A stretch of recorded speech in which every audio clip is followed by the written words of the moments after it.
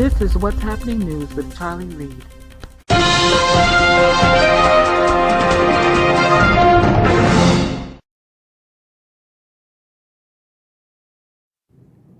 This commentary is taken from an article on NPR.org, and the title reads, America Reckons with Racial Injustice. All 3 white men convicted of murdering Ahmaud Arbery are sentenced to life in prison. Travis and Greg McMichael, who were convicted of murdering Ahmaud Arbery in Georgia, have been sentenced to life in prison without the possibility of parole. William Roddy Bryan, who was also convicted in the case, was sentenced to life in prison with the possibility of parole, meaning he must serve at least 30 years before he's eligible for release. Superior Court Judge Timothy Walmsley announced the sentences Friday, about 6 weeks after a jury found the men guilty of the high-profile killing that is widely seen as racially motivated. In early 2020, the men chased down and killed Ahmaud Arbery, a 25-year-old black man who was jogging through their neighborhood near Brunswick along Georgia's coast. Arbery's murder was a tragedy on many, many levels, Walmsley said, adding that a young man with dreams was gunned down in this community. The judge sentenced Travis McMichael to life plus 20 years and Greg Michael to life plus 20 years, with the additional punishment stemming from assault and false imprisonment charges.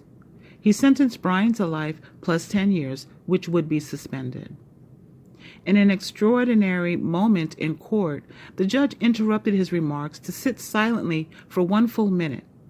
Representing a fraction of the time, he said that Arbery spent running for his life as the other men chased him for roughly 5 minutes. In considering the case, Walmsley said, he kept returning to the terror that must have been in Arbery's mind. The judge's decision largely mirrors prosecutors' requests. His ruling came after Arbery's family delivered passionate requests for the 3 men to face maximum penalty. Attorneys for Travis McMichael, 35, his father, Greg McMichael, 66, and their neighbor, Bryan, 52, had asked for leniency during Friday's hearing. They have also previously said they will appeal their client's guilty verdict. Just before Walmsley delivered the sentence, he repeated the defendant's own words, what he called the narrative that Greg McMichael sought to establish about Arbery, including his repeated use of profanities to discuss the young man, even as he said he had no proof that Arbery had done anything wrong. Arbery was hunted down and shot, Walmsley said, and then the men who did it turned their backs and walked away, he added. After the sentence was announced, the prosecution asked the court to impose a condition on the guilty parties, to bar them from using their experience to make money. The judge said he will review that request. Court was then adjourned.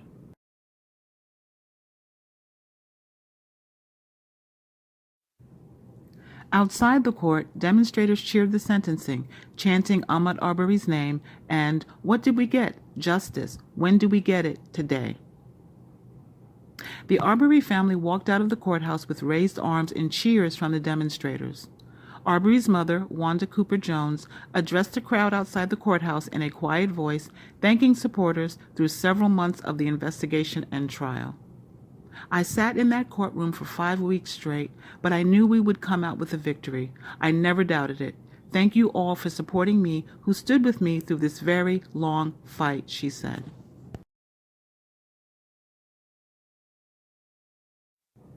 The purpose of this video is actually not to go over all the intricate details of the trial and come to a conclusion as to what the consensus may be from the public or from my own opinion. The purpose of this video is to celebrate what we consider justice being done and served in this court in Georgia. Thank you.